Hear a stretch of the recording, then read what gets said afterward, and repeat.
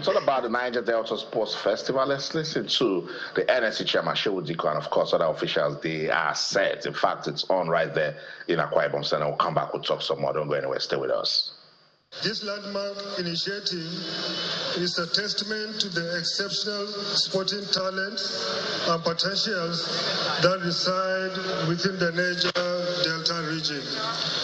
And I extend my heartfelt congratulations to the organizers and all stakeholders who have worked tirelessly to bring this vision to life. Let me particularly commend the Niger Delta Development Commission for its foresight in supporting this event. Sports are just not about competition. They are a powerful tool for youth development, community engagement, and economic growth. By investing in an initiative of this magnitude, the NDDC has reinforced the commitment to harness sports as a vehicle for empowerment, sustainable development, and indeed deepening security within the region. I am pleased to note that this event has sparked interest across the country, with other geopolitical zones now deciding to host similar regional sport festivals, such as the Southwest Sports Festival and the Northeast Sports Festival. This is the marker that got them going. As we begin this festival, I urge all athletes to compete with discipline, sportsmanship, and encourage all stakeholders to see this opportunity to build a lasting legacies for our sports sector. This event is not just about who wins the medal. It is about the laying a stronger foundation, more vibrant sports industry in Nigeria, and indeed unearthing the talents to be harnessed for the future. One of the cardinal points of the Renewed Hope agenda is stakeholders' engagement.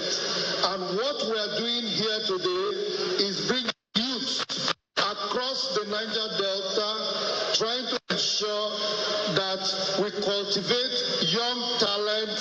This is also stakeholders' engagement.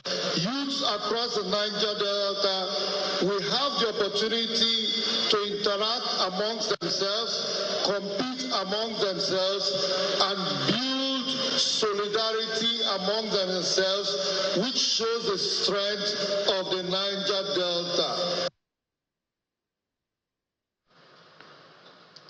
That's it, NDDC Managing Director, and of course you also listen to the NSC Chairman, Shehu Diko. It's all about the Niger Delta Sports Festival. And I love what he said, talking about the NSC Chairman, that other regions, they've seen the need also to use sports for regional development. I love it so much, Cecilia. Yeah, definitely. That's what it's all about, regional development. Other states, other regions are picking from you. You have the northern states, the southwest games, and of course, those are the things he has mentioned. Bolu Omoni is right here in the studio. Bolu, it's great to have you. Yeah, good to be here again. Somebody was frightened about having a name. I'm the only one that bears my name. So I tell Bolu what to do. I bear alone. So let everybody be proud of their names. Okay, I think am I alone in mine? Okay. No, there are plenty, Cecilia. Okay, I have another name. Oh, right? Yeah. Say it out. Let's okay. say it. No, I think we have like 3 or 4. Yeah, it's a common name in Benin. Okay, I mean, the Niger Delta Sports Festival is here. You have 3,400 athletes competing, and of course, I think it's the theme that actually got me beyond oil. You know, beyond oil, you also have, you can also harness a talent, which I love about it. So you're not just going to focus on oil from the region. You know that, yes, we have so many talents. And everyone, it's not just because we are from Niger Delta. The fact that, you know, if you check historically, if you check the most successful parts of Nigeria that produce, you know, the best talent in the country, it's actually from the Niger Delta. So now they're trying to own it and see how they can project it to everyone. And this is what we've seen. I think I love the opening ceremony. I was watching it last night. I think it was the cultural, you know, the different culture, you know, the tradition, everything that came with it. It's actually what got me talking, because they were ready. I mean, the cross rivers of the Akwa Ibom, you know, you get all of them were trying to outdo each other in their cultural festivities and the dance steps.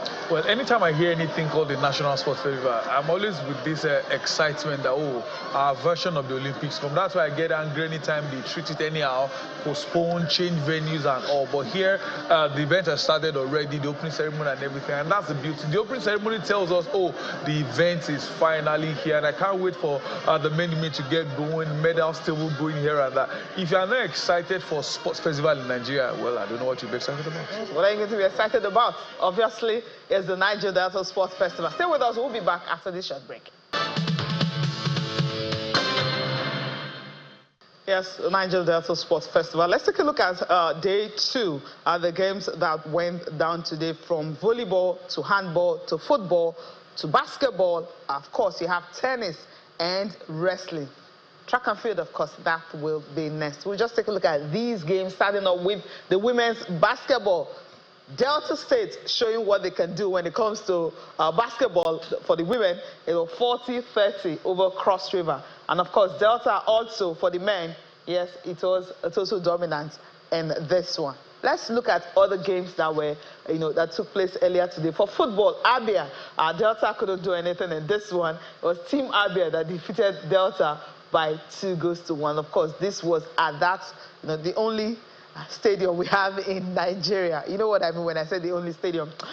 For the volleyball men's result on day 1, you had Imo beating Edo by 2-0. Akwa Ibom losing to Ondo. Delta beating Cross River 2-1. I think there's something with Delta and Cross River. Abia and Bayelsa, Abia winning by 2-0. And Rivers State and Imo, it was Rivers winning by 2-0. That's the men's volleyball. That's for the women's volleyball. Bayelsa beating Imo 2-0. Cross River beating Edo 2-0. Akwa Ibom losing to Delta 2-0.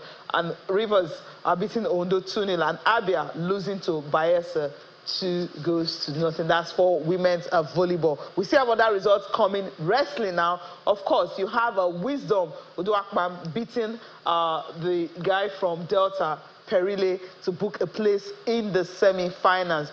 That's for wrestling. And of course, joining him in that stage, you have wrestlers from Rivers, Bayelsa, Ondo. They also secured victory in the various bouts that took place earlier today. So just these are some of the updates, coming from the Niger Delta Sports Festival. But let's listen to the governor of the host state talking about what this means for Nigeria and also for the state, how it's going to be a conveyor belt for them to produce more talent for the country. Of the NDDC in restoring the past glory of sporting excellence of the Niger Delta region ties into a plan for sports development, which is to discover talent early through sporting events such as this and expose them to further training so they may bring glory to our state, our region, and indeed the nation at international events. Time was when athletes from our region dominated Nigerian sports, from athletics to football to boxing, table tennis to basketball, etc. We must rekindle that passion, and I am hopeful that this game represents the starting point of the sport renaissance in our region. Beyond winning medals, this festival also presents an opportunity to build friendships, promote unity, and showcase the immense talent of the youth of the Niger Delta. To our Akwa Ibom contingent, I challenge you to go out there and win laurels for our state. We are not only hosting these games, we are hosting to win. Austin, Akwa Ibom wants to host and win. When we have Delta, you have Edo, you have Rivers State. Okay, let me take out Rivers. Because I know Edo, Delta somehow always have a way of 1 and 2. There's just this 1 and 2 that they play. So Akwa Ibom usually play 4th or 5th fiddle. But right now, he's the host state and hosting to win. Do you agree with your governor? But it's not wrong with that ambition, to host and win. But the governor also said something that is very, very important, that also highlights the power of sports. He said, beyond winning medals, that the festival will build friendships and promote unity in the region. I think that's the ultimate, goal of the Niger Delta Sports Festival. Shout out to Governor Moeno and his team for accommodating this, for getting, the stadium ready for this to happen. I've been hearing a lot of good things coming out of the Niger Delta Sports Festival. Just look at it. That right there is a win for the competition already. And just to, add to what the NSC chairman, Shehu Diko, said, that other regions are already looking at it. Don't forget, we had the Southwest Games in the Southwest, and we talked about it last week on this show. Now they're going to look at what the Niger Delta Sports Festival seems to be doing, and then they'll find a way to get better. By the time we start having all of these regional development, Bolu, it will come to the center, and someday, somehow, it will be the core for sports development in Nigeria. Do you agree? Well, I have to agree 100%. Like I said earlier, anything that has to do with sports festival is always excitement for me. Then some person decided to go region by region. It sends a huge message to the sports ministry itself, to the sport commission, that if regions are doing this one, we cannot drop the bar. Now, for the Ogun Games, it's sending the message to them that... Like you mentioned, the Southwest Games happen. Now we're having Niger Delta Sports Festival. When it's time for the National Sports Festival, we cannot drop the bar. And this is what a healthy competition does. It means the talents are here and there. It gets everyone busy, not to wait for 2 years. Oh, okay, when is the National Sports Festival coming? Because we've said it over time, many of the federations are always sleeping. But now when there are regional events, states can also think to themselves, well, for us to prepare for our region, we need to prepare for our states. Then from the states to region, so the national, it gets the athletes very active. And it's from activities where the bigger talents are. And one thing that is also good to look out for is some persons will tell you you are too young. The time in sports is when you are good enough, you are old enough, and it's another opportunity for us to see young talent. I know there could be people in their 30s, but believe me, focus will be more on the very, very young one. The young athletes may not even win anything, but if they are a talent hunt person, if you are a scout, you will definitely know this one is the future. Hopefully, we get to see the next best talents or the next Olympic champions for Nigeria among these event stars. Yeah, you mentioned National Sports Festival, and that's where we're going to right now. It's going to be in May, and of course, Ogun State. The last time we showed you pictures, we were like, will they be ready? But now, if you see the latest pictures, it shows that, yes, maybe 75% they are almost ready. Talking about the National Sports Festival, 22nd edition, Ogun State will be hosting the Gateway State. And of course, after seeing the opening ceremony of the Niger Delta Sports Festival in Akwa Ibom State, they will have to take it a notch higher. But the facilities, according to the governor, Dakwa Biodun, says they are almost ready. Let's listen to him. I'm glad that starting from MQ Abiola Stadium, where we saw the track that's already in place, the field that's probably at about 80% completion, the warm-up pool, the main pool, the handball courts, the tennis courts, and coming here to the Alaki Sports Center, Ijeja, it's like night and day compared to what obtained the last time we were here. I would say that this facility is probably at about maybe 95% completion. I would say that. And I'm confident that we are well prepared to host Nigerian youths. We're adequately positioned to host the best national sports festival in the history of national sports festival in Nigeria, without a doubt, from this level of preparation. No stone has been left unturned in the provision of required infrastructure. There's still an amount of work that is left to be completed. But between now and the date of the sports festival, we have probably another maybe 43 days or so, or 42 days. And I'm confident that all the facilities will be ready.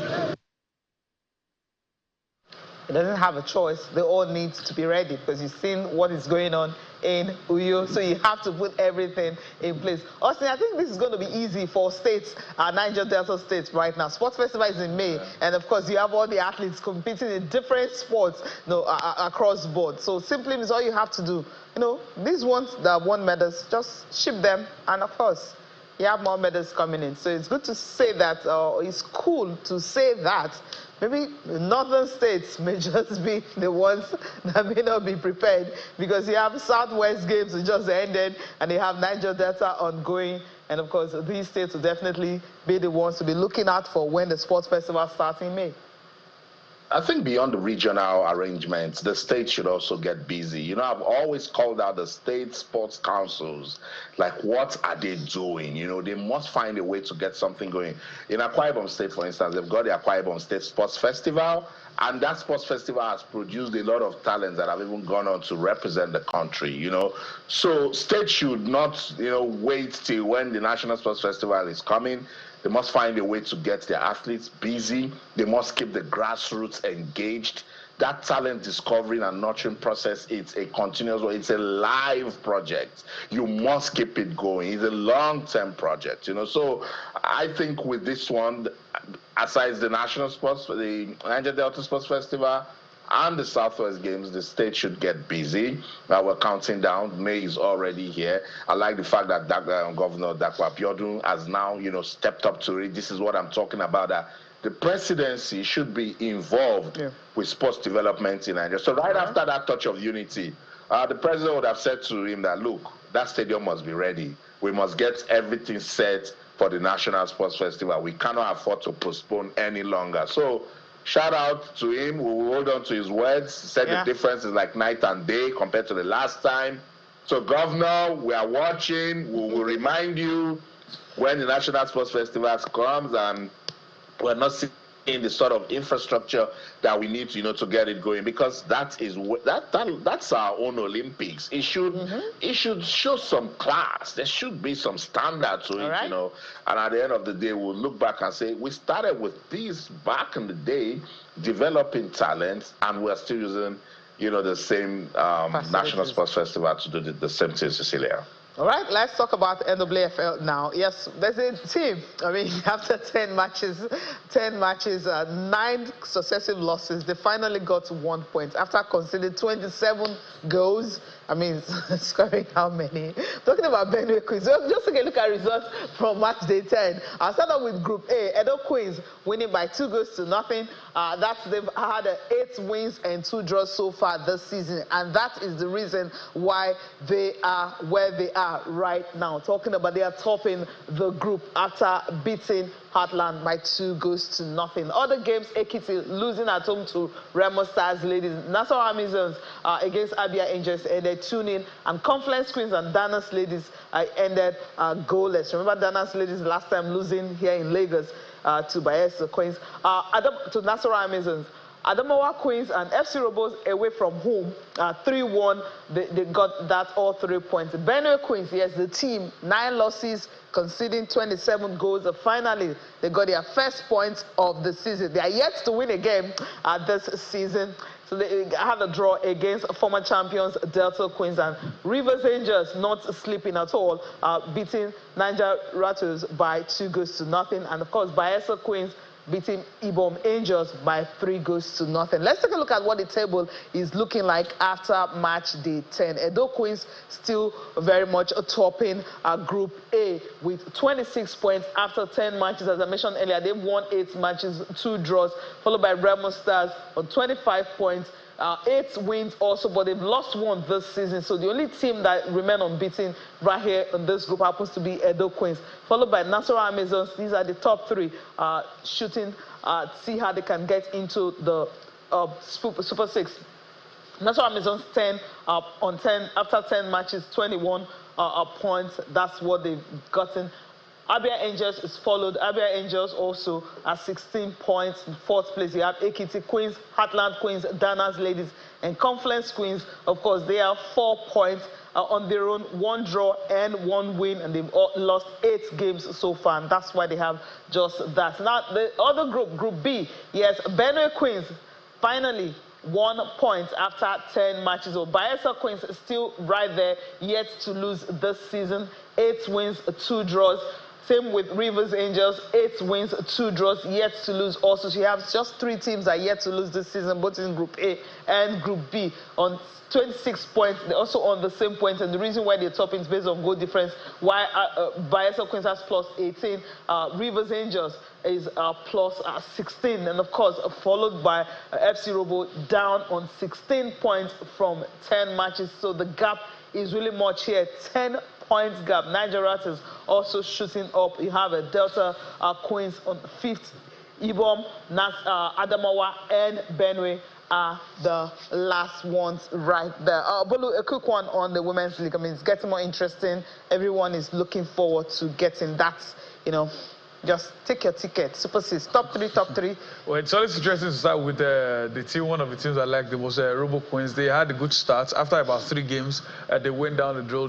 Now they've scored about 11 goals in 2 matches, and they've put themselves back in contention for making the top 3. And we all know Group B is always the toughest.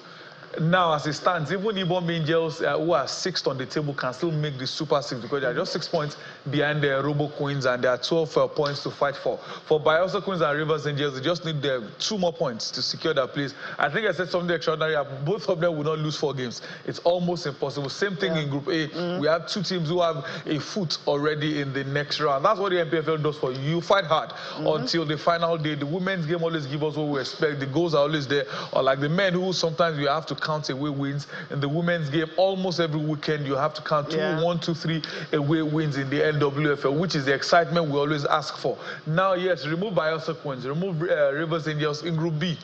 You can almost beat your chest that any of these guys will fight until the final day. For a team like Robo Queens, probably 2 wins will get them into the top 3. But don't forget, they are level on points, level on goals difference with Niger Delta. They just have better goals. It means next round, they can still drop to 4th. They can still drop to 4th. That's how interesting it is. Austin was seeing pictures of Ekiti Queens and Remo Stars Ladies. Remo Stars Ladies went all the way to get that win, which was really cool for them. If not, Edo Queens would have opened a very a big margin, that up to 4 points, but now it's just 1 point above. Remember, it was one of the games that I called last night that we can easily see an away win because of, you know, the importance of that match to Remo Stars Lady, and it did just that. You know, they had to dig deep to beat Ekiti Queens, and that again confirms the level of competition that we're seeing in the NWFL from last season to where we are at the moment. And look, if you take a look at the Group A and Group B table, FC Robo really needed to win, and they also did just that, going to Adamawa Queens to win 3-1. I called it also, and that's a game that we're likely to see an away win. So you guys should start respecting me. Maybe put Octopus before my name, you know. And you know, the 3 teams that are still unbeaten so far, you could tell that yes, these are teams that have shown that they can compete for the league title. And Edo Queens, they are the team to beat, you know. So Remo Stars thought about it that, look, if anything goes wrong for us in Ekiti, then we will be chasing something mighty from Edo Queens. So it still looks competitive. I like the level of competition also in Group B. But let's see, as we approach the Super 6, I told you that a lot of shenanigans will be happening, but I don't think the top 3 much things will happen. But yes, those teams that are at the bottom, they are potential banana peels. If you step on them, Cecilia, you fall.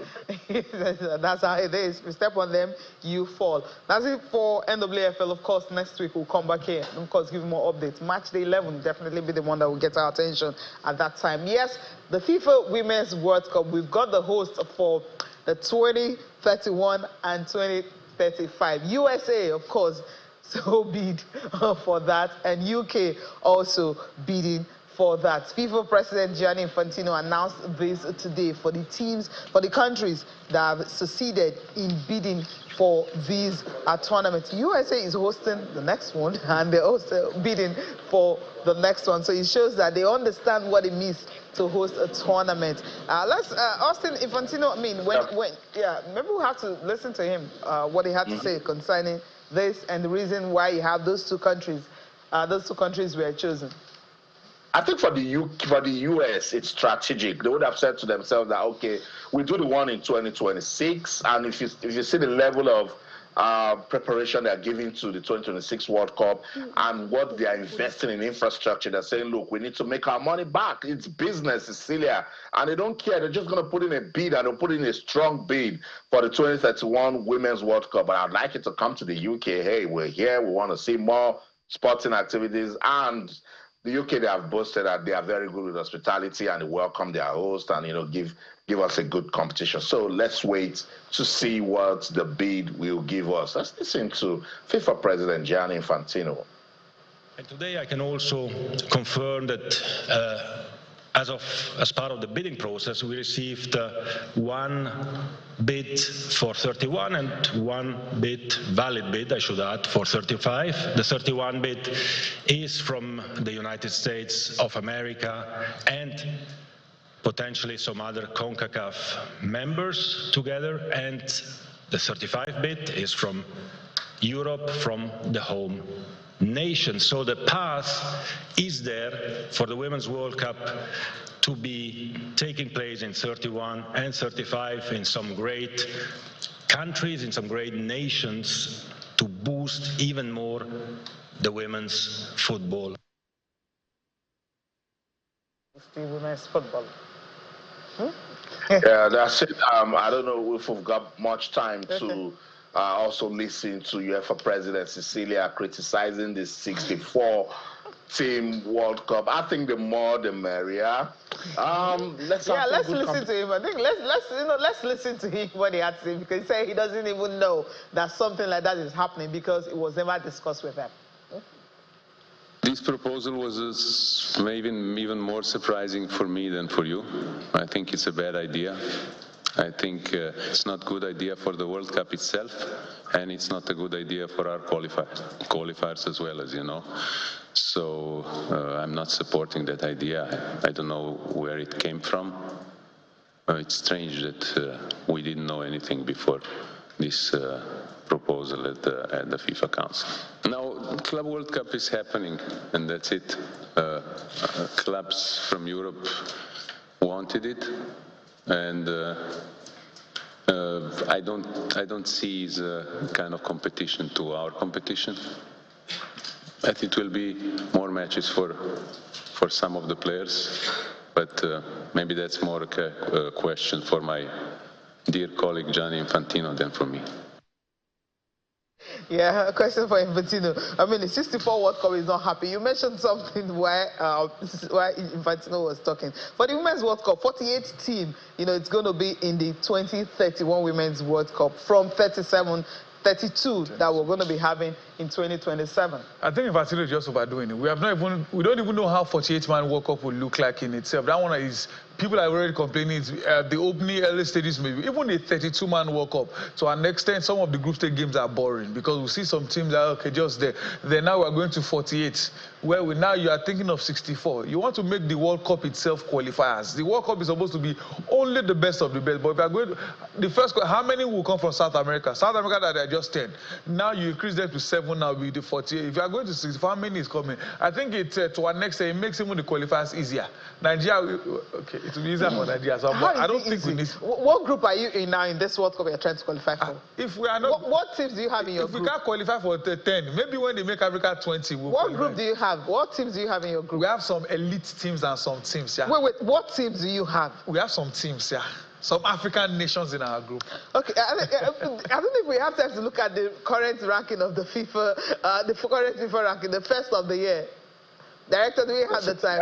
Okay, so we have to go. So Austin, we need to go. Update from Chelsea and Tottenham. What's going on? Let's go.